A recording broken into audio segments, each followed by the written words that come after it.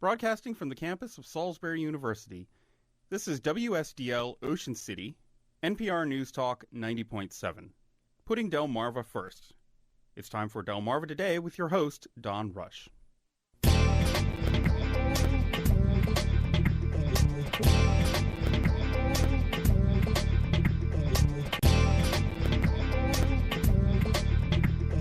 It's a new era in state and Eastern Shore politics with a new Republican governor and a new Republican county executive in Wicomico County. Welcome to Delmarva Today. This is Don Rush, and this morning we're going to talk with the mayor of Salisbury, Jim Ireton, to assess this new era and the issues that are facing the city as we head into, yes, there is another election. The Democratic mayor. A Democratic mayor as well. It's okay. Republican governor, Republican county executive. It's a Democratic mayor. It's a Democratic Thanks. mayor. Okay. I thought that was nonpartisan, but that's okay. Well, we'll see. Anyway, we have an elected school board. I know you were up testifying and talking about that. My understanding is the proposal is that be 5 board members be elected, 2 additional appointed by the county executive, 1 student for a year, and this would be a proposal that we put forward to the voters, I guess, by 2016. Why is this coming up now? Is it Well, it's possible coming up now go because ahead. we've had an election and the far right wing has had a town hall meeting with the right wing. This has nothing to do with the majority of Wicomico County having anything to do with these. With this situation. Let's look at it this way. The state pays 75% of the tab for Wicomico County schools and 95% of the construction tab for Wicomico County schools. The state shouldn't give away their say here. But let's really take a look at what's happening here. These gerrymandered county councilmatic lines that were drawn by G.A. Harrison and Joe Albero, this is the group of people who are now going to say, let's have an elected school board using these same election districts. You'll get 7 men. You'll get 6 white men and 1 African American man from the minority district. Everything that has come to fruition at this point can be. You can jump back to the tax revenue cap that was billed as a tax cap, but it ends up being a revenue cap that's crippled Wicomico County schools. I'm a school teacher now for 23 years. These are the same people, and this is. I don't like teachers. I don't like that they only work 9 months a year, even though we know that's not true. I don't like how much they make, even though they're required to get degrees and advanced degrees and continuing education degrees all the way up to the 25-year mark. This is a war of the right-wing Tea Party faction of Wicomico County against our public schools. And somebody had to stand up and say, this is ridiculous. And it was me in Annapolis yesterday.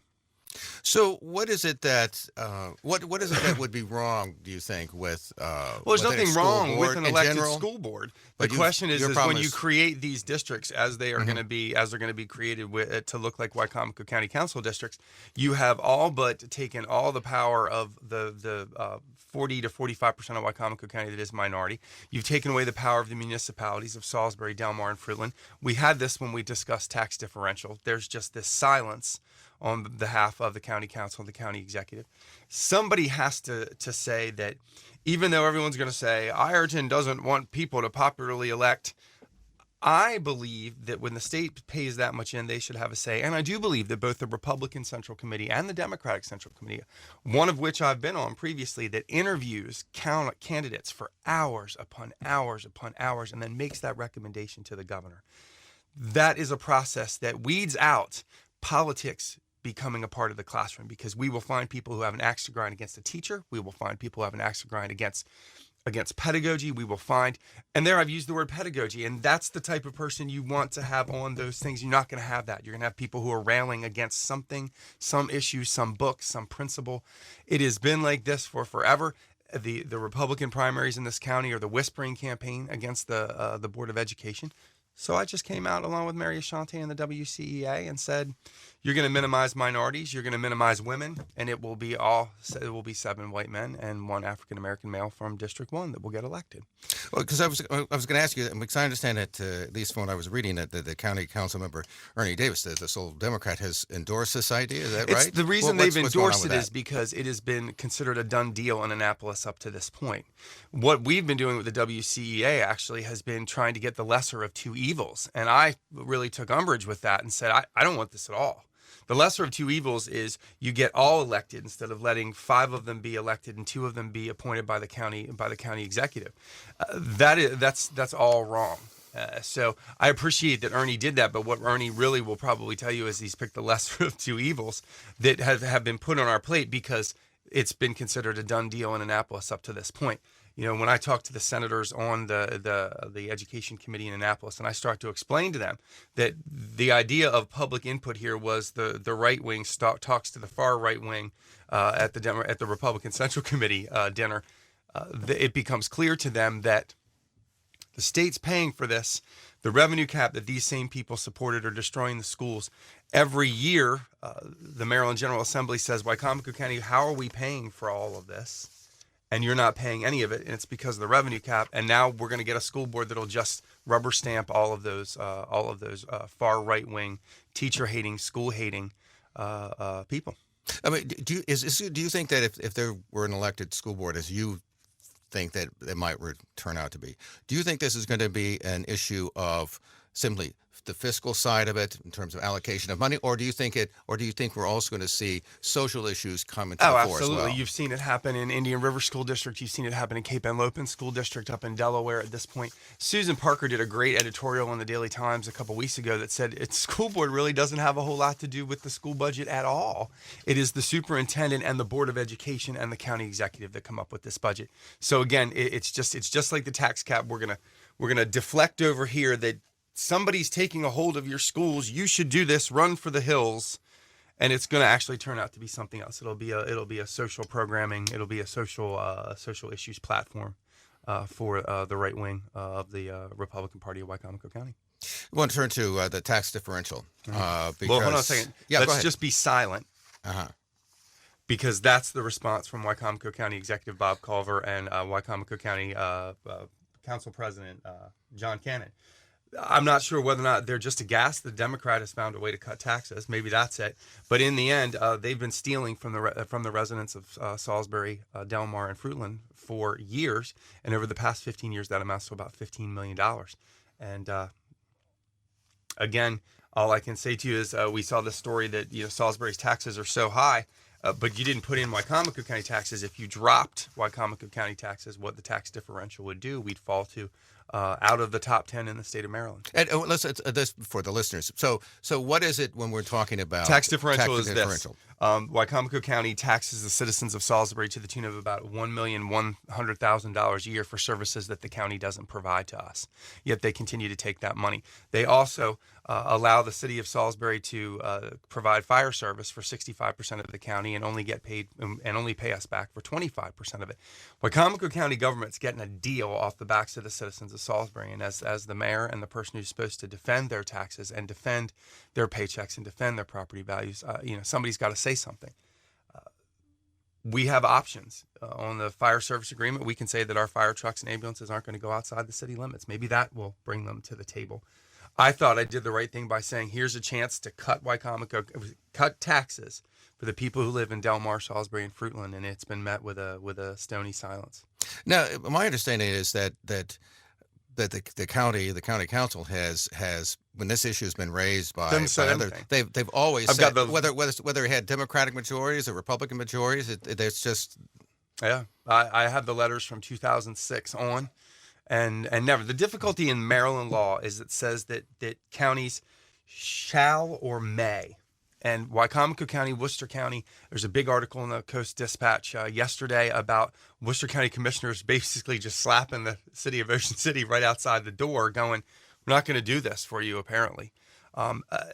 Worcester County, Queen Anne's County, Wicomico County, 70,000 people on the Eastern Shore eligible for lower taxes from Republican governments and can't get it from them. So I'm just wondering what all this running for election saying taxes are too high is about. Well, I mean, in terms of, are you willing to go to what might be considered a nuclear option, and what is a nuclear option? The nuclear option is that for the fire service agreement that the ambulances and the fire trucks don't go outside city limits. That's the nuclear option. I mean, are you willing to do that? It's going to come to that point. We're now 75 days since, we sent them the letter that said we need to sit down and talk about this. This is a very important, pressing issue. This is an opportunity for you to fulfill your campaign promises, Bobby Culver, John Cannon, and reduce people's taxes. But the difficulty is that when apparently when Republicans have the opportunity to reduce taxes on Democrats, they don't like that idea. They just want to reduce them only on I guess, their Republican friends.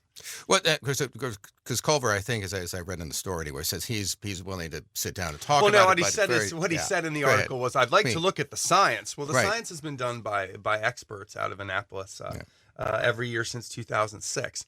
He knows what the science is, and he's not going to get another 60 days to do it like he wanted on some of these school issues either. So, we're going to have to press the issue. I'm not exactly sure how that plays out. But again, I'm out there trying to reduce taxes for the people who live in Del Mar, Fruitland, and Salisbury, and it's a steely silence from the Wicomico County Council and the Wicomico County Executive. So at this point, you think you can envision a point where city fire trucks, city emergency, they don't go outside the city? I mean, is that? I mean, firefighters are an amazing group of people. They always want more territory to cover. It'd be like asking a teacher to have more kids in the classroom, or a police department to take on more geographic space. Firefighters want that, and I'm proud of them, and I admire the work that they do. But those agreed upon districts are archaic, for one, and they need to be changed. So there is there's some backstory here going on, but in the end, someone will have to explain to the House that's just outside the city limits that the Hebron Fire Company has to come to, or the Pittsville Fire Company has to come to, because Wicomico County didn't want to pay it. Chief Richard Hoppus of the Salisbury Fire Department will tell you this is stealing. And that's exactly what it is on the tax differential and the fire service agreement. I can see the argument made, no matter how much, whatever one thinks about the argument. I can see the argument made that, okay, this is about dollars, this is about stealing, this is about so on and so forth. But when lives are on the line, which very well could be if there's the I would expect someone in the media to go to that sort of But I mean, isn't that the reality? No, the reality is that they owe us money. We do 65% of it, and they pay 25% of it. In this day and age, that's the good old boy network, and the good old boy network is over, Don. And if the media wants to decide to find a house, to find someone screaming because the fire truck isn't there because I've done the nuclear option, then you're just trying to get on television and get ratings, get people to listen to your show. You don't think that's a reality? You don't think that might happen? That's a reality that the Wicomico County Council and the Wicomico County Executive have got to deal with, because they're the ones who are taking money for a service they don't pay for. So you would blame them if somebody loses? You'd have to ask them whether or not they're willing to have people come to them and say, why didn't the closest fire truck come? And have them have to say, oh, well, I didn't pay for it. Let me ask you about the prospects of this getting in through the state legislature. Tax differential? Yeah. It for one, now the way that's set up is, does it necessarily require the county council to do it, as opposed to where the law is written that says shall, they have to come to the table. We are a May county, which means that they get out of it. Right. Even some of the May counties do. Worcester County is a May county. They have come to the table before. They've been at the table with them this week. So, the question comes down to, is the law going to have to change for everyone to say shall sit down and discuss it? Because at this point, the county council and the county executive have a bunch of different escape hatches. They have may, which they use to not show up at the table. But then if we had shall, then what most state law is written is that an agreed upon formula. Well, then they'll complain about the agreed upon formula and say, well, we're not coming to the table because of the agreed upon formula. Stealing. And I understand that, there's some people who would say, oh, Ireton's out there on this issue again and pounding the table and making an issue of it. Well, yeah. And if this were a Republican sitting across from you right now, it'd be hailed as a tax-saving person. I'm out here trying to, I do it, and it's, are you going to let somebody die right outside the city limits? That's the question I got from you. And I just think that the treatment that the city gets in terms of crime statistics, in terms of tax differential, in terms of the fire service agreement, is abysmal from you. So I kind of do I'm taken aback by the idea that you would bring that question up, when the question ought to be, with a microphone in front of the county executive, why are you stealing from the citizens of Salisbury? Let me ask you now: the legislation, will it require them to come to some kind of formula, or is it just shall and therefore? What we have had to do at this point is go back and try and dismantle this good old boy network, both here in Annapolis, where it says, you shall go to the table. This is the formula that you will use, because there are formulas that are generally accepted across Maryland that everybody else does.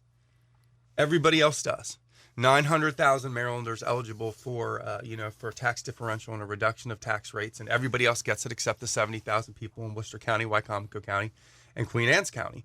And everybody's just sort of going along to get along. And, well, here Salisbury comes going, I've got infrastructure, I've got police, I've got fire, I've got garbage trucks, I've got wastewater and stormwater, and I have to produce 2 billion gallons of water a year through the Paleo Channel and the water plant. And I want my money. Let me ask, so how easy do you think this is going to be to get through the state legislature? Well, I mean, that's. I have to say this. I've worked very hard with Delegate Krim, who did a local bill for Frederick County. She was able to bring the Frederick County executive, the Frederick County, the mayor of Frederick, the Frederick County executive, and she's the delegate there. What Annapolis told them was, well, isn't this nice? Everybody at the county level and the local level and the delegate level are all here together. That's what you should do. Well, that's wonderful when you live in a place where everybody's either all blue or everybody's either all red. There are political things that go on here. I mean, I don't want to tell you, people don't want to talk about it, and we're not supposed to, I guess, but this is the reality of where we are, is that unless Mr. Culver wants to cut people's taxes, I guess he'll come to the table if he wants to do that.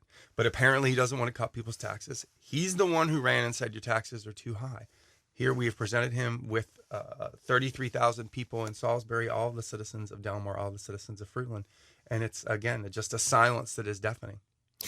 Now, because the reason why I ask you how easy you think it, because I was Michael Benn, I guess, president of the Maryland Mayors Association, says that he firmly believes it's going to be multi-year, but he thinks that this is going to be a long conversation, that it's going to be a tough one, particularly because there are so many counties. How difficult? It's not that there's so many counties; it's that everybody has it a little bit different. Everybody's formula is just a little bit different, but it's still fire, it's still public works, it's still police, it's still recreation and culture, it's still animal control, it's all of those things. What you have to do is you have to say that this form. The difficulty is that people will walk away from it if the formula changes from the good formula that they have now. But what Delegate Krim's bill did do was say that if you're happy with the situation that you have, you can keep it. So I'm working very hard right now with Delegate Carl Anderton, and because he, as president of the Maryland Municipal League all those years, has advocated for this. But there's a point to which you have to put your foot down, and I don't know whether or not Carl's gotten to that point yet or not. We have to get this done. Everybody's trying to find a reason to walk away from it, but it has to be done for the citizens of Worcester County. I mean, it's even more blatant in Worcester County to the tune of $17 million a year for the citizens of Ocean City, the 28,000 taxpayers that they have. So I can understand how some of the smaller towns would say, I don't want you to do this because I'm actually getting more back from the county than I'm putting in. But that's not the case for Delmar, Fruitland, and Salisbury. What is that? I see a little bit about it. I guess somebody referred to it as the broken windows policy. You introduced this idea in your State of the City about trying to clean up the blight and so on, and you had some ideas about signs and about being able to find out what's been going on with a given abandoned property on the website. Oh, I love that. Yeah, the QR code. Right, the QR codes, right. So and we've had this conversation before, and I've had this conversation with city council people. When I look around Salisbury, we still see areas where whether it's abandoned places. Well, then what you need to do is ask the landlords to come in and have this discussion with them, because I'm doing everything I possibly can under the sun to improve these conditions. But when we do a sweep through Princeton Homes or Delaware Avenue and we find 66 abandoned cars, 129 properties that have tall grass, 229 violations, shouldn't be me. The media has got to stop trying to pin the tail on the government and start going after the people. Ask Chris Adams to come in here. Ask a representative from SAPOA to come in here and say, why do these properties look like this? That's what I got for you. Is there anything that you think that city and government can do? Yes, what we've done actually is we're going to be putting QR code signs on abandoned houses so that you can go by with your phone and see everything that we've done, the number of the bank to call who owns it, so that you can tell them, I don't want this in my neighborhood. This is destroying my property values, because I'm tired of being the one responsible for the team that couldn't shoot straight. And those are the people who own those properties, the banks that are writing off, the value of them every year on their taxes, while our neighborhoods still, have to go back and forth with property value and go back and forth with neighborhood blight and go back and forth with crime issues. Now, because when that house is left there, that fixing broken windows theory from Kelling is telling in that you leave it there long enough, that's going to attract a wrong crowd, and that's going to attract crime, and that's how a neighborhood starts a slow decline. Now, you also seem to take a swipe in your state of the city. You also seem to take a swipe at the new governor and saying you have you want to sign. I did not take a swipe at the new governor. I took a swipe at the state of Maryland. If you are unhappy with the condition of this road, and then there's a phone number for the governor and so on. I think it was about the third week I was mayor back in 2009. You come to the realization that you don't own Route 13, you don't own Route 50, you don't own Snow Hill Road, you don't own the bottom of the river, you don't own the right of way. All of those things were there.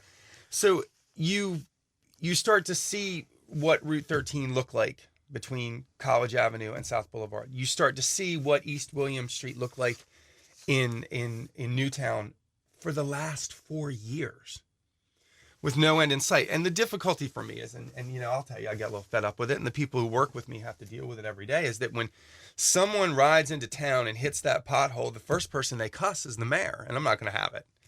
So you put this sign on the road that says, these are the people who are, because let me tell you, those other entities will run and hide behind that cloak of secrecy of who this belongs to, that gray area, because nobody really rides into town and says, I wonder who this belongs to. Does it belong to the state of Maryland? No, they roll into town and they go, geez, who's the mayor?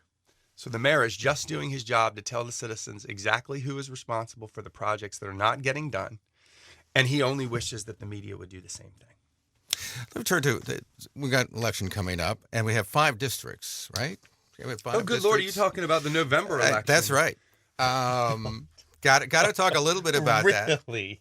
Of course. We're already talking about the presidential election, so we might as well talk about your guys' emails. That's only because of those emails. Well, but so it looks as if we're going to have 5 separate districts. How do you think that's going to impact? Do you think the kinds of people we're going to see on the city council? What do you, as we kind of start looking forward now to some real people running, not just something that's in coming up with that progressive map that creates a second minority majority district? When the city of Salisbury is 44% minority, 37% African American, about 5 to 6% Latino, almost 7%, and you've got between 1 and 2%, maybe as high as 3% Asian. So maybe 46, 47%.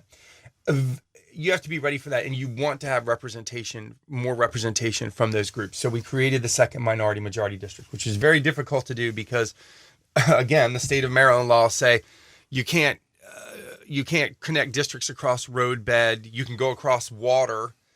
So there was, and then when you take a look at Maryland's home rule, being a home rule state where I can't annex, the people who own the property have to annex, and that's why these donut holes are created. But we're able to do it with the help of Jack Lennox and the planning department. District 1 will be, basically what it was before. That will be over on the west side and then come over into the North Camden area. District 2 will kind of make a swath through the middle east section of town from up in the Doverdale area all the way down through the park, through Park Heights, there off Snow Hill Road, then down into Princeton Homes, Shiloh Street, that area there. The rest of them will be, it'll be Newtown, Johnson's Lake, Sumter Point, Emerson Avenue. That'll be one, and then a couple of the apartment complexes. All the way out on the east side, it'll be sort of a ring that comes from Moss Hill all the way down along the east side, along the bypass, and comes back along into Shoemaker Woods. And then you'll have Camden, Harbor Point, Sleepy Hollow, and Canal Woods. So that'll be the southern section. So I know that sounds really policy wonky, but you have to get these numbers to match up. For the second minority and majority district, you have to have over 50% of minorities in that area. Do I think we're going to get 2 African Americans, or an African American and a Latino, or an African American and a Haitian Creole this time around? I don't know. Honestly, I'm going to tell you that. I think the players and the faces will be pretty familiar in every one of these election districts. I think you may have one person out there running who wants to disband the city government and do away with the charter because the sky is falling. Wycomico County doesn't want to pay us the tax differential, but somebody wants us to give away the city. You'll have a couple people like that. But when you take a look at it at the southern end with Jake and Jack in the same district, you take a look, my house up in 4, up in Johnson's Lake, Laura over in Moss Hill, and in 5, Shaney over in 1. I made sure that what I drew did have people who you could go and ask. But and I don't think there's a reluctance to serve. I think there's a when you ask people to serve, or you look down these voter lists and say who's here, that will be a minority, that will bring us a voice from the east side of town, or bring us a voice from Shiloh Street off Snow Hill Road. That person has to, I'm not saying that I'm the mayor. You remember here, I can hear Councilwoman Cohen in my head going, I'm a council person for all of the city. Yes, that is correct. I'm the mayor of all of the city. And I feel comfortable everywhere I go. And miraculously enough, everywhere I go, I'm known. It's probably because of teaching as well. But this experiment has to pass the courts, which I think it will. It is a progressive plan. It brings Salisbury into its elections now and into the 2020s and 2030s. I would have been happy if there had been 2 at-large seats, but I didn't get that, compromised and got this. But it is a progressive plan that recognizes the diversity that we have, and just from in a personal standpoint, from my standpoint, the idea that this is what I pushed for. I'm very proud of that, because I'm not a minority. So, this will be an interesting thing to happen in November. And they're going to do away with the primaries, because you really don't need a primary when only 300-400 people are going to vote in an election. So they'll do away with the primaries coming up here, and it'll be pretty clear what's going on. You going to run for re-election? Not decided yet. Not decided. When are you going to decide? Any idea? Well, normally the cycle in my head says it's coming in April. Right, that's the way it's been for years. Right. So I keep pushing off the dark cloud conversation with family and friends about whether or not to do this again. That's really where I am. I'd like to get through this school year, this 23rd year, and take a couple weeks in the summer. There's so many great things going on downtown. There's $95 million worth of public works projects out on the street right now through the state of the city. The crime rate down in 13 and 14 Part 1's lower than they were in 1994 when I was just out of SU and in my second year of teaching. So anybody who runs at this point, this has been an incredibly productive couple of years since Mr. Day became the president of the council. So much stuff has gotten done, so much stuff on the table to do, and we're moving forward very fast. And the question really comes down to, for me, will always be, A, can I do a better job than the other person running? And B, what else is it that you have to offer? I can tell you right now, a comprehensive overview of the Paleo Channel, where we get our water, will be underway this year. An overview of all of the houses that were given exemptions to the 4-2 law, because that obviously has not changed the situation in our single-family neighborhoods. That's got to be done. I'm going to be traveling up and down the Eastern Shore, talking about the 25,000 people who now have health insurance on the Delmarva Peninsula, and why our congressman still keeps voting to repeal it, even though he knows it won't pass. I'll still be working on tax differential with the leaders of Queen Anne's County, traveling up there. So there is still be heading to Annapolis and making sure that we are secure in the money that we're getting from the state for the upgrade of the wastewater treatment plant.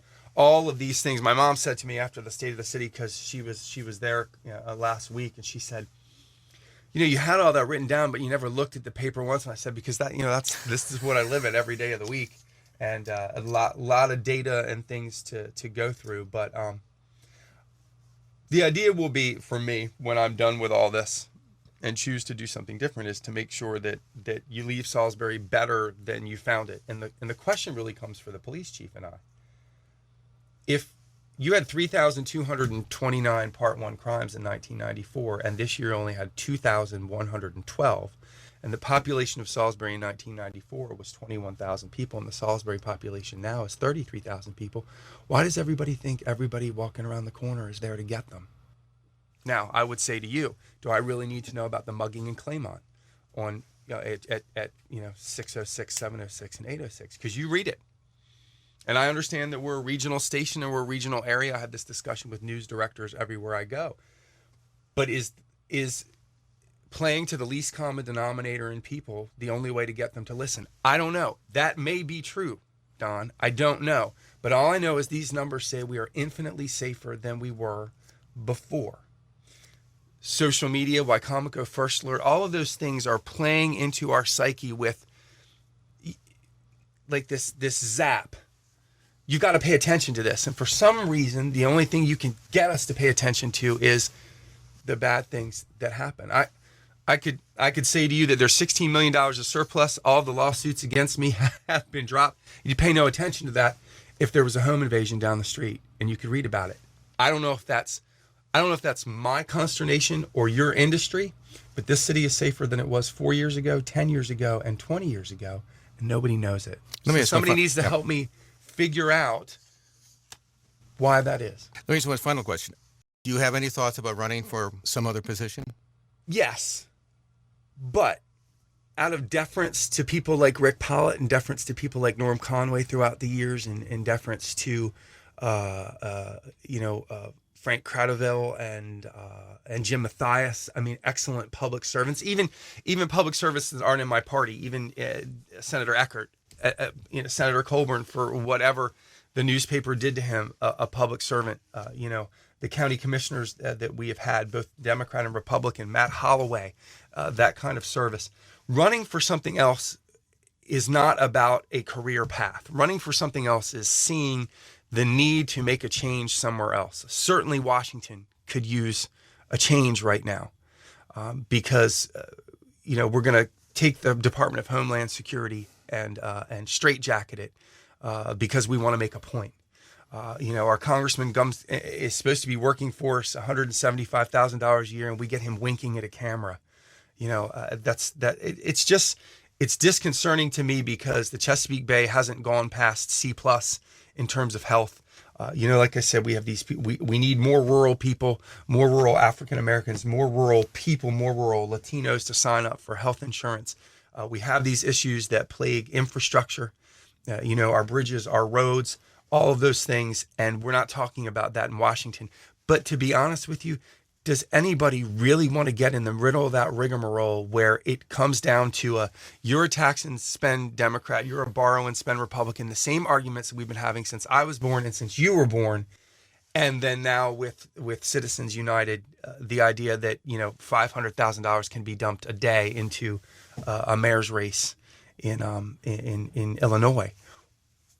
Who wants to do that unless there is that spark inside that says the greater good than these things that get in the way of it is what you should do. So yeah, I thought about running for a lot of things, but I can tell you right now in 2015, my heart and soul is right here in Salisbury. We've been speaking with Mayor Jim Ireton, and we appreciate you taking the time to stop by and talk to us. I appreciate it very much. This has been Delmarva Today. I'm Don Rush. Thanks for listening. This has been Delmarva Today, a production of Delmarva Public Radio. Chris Rank produces and is our audio engineer. Don Rush is your host. For podcasts, visit our website, delmarvapublicradio.net, or subscribe to the Delmarva Today podcast in iTunes. Delmarva Today can now be seen on PAC 14. To view the schedule, visit the Daily Times or visit pac14.org.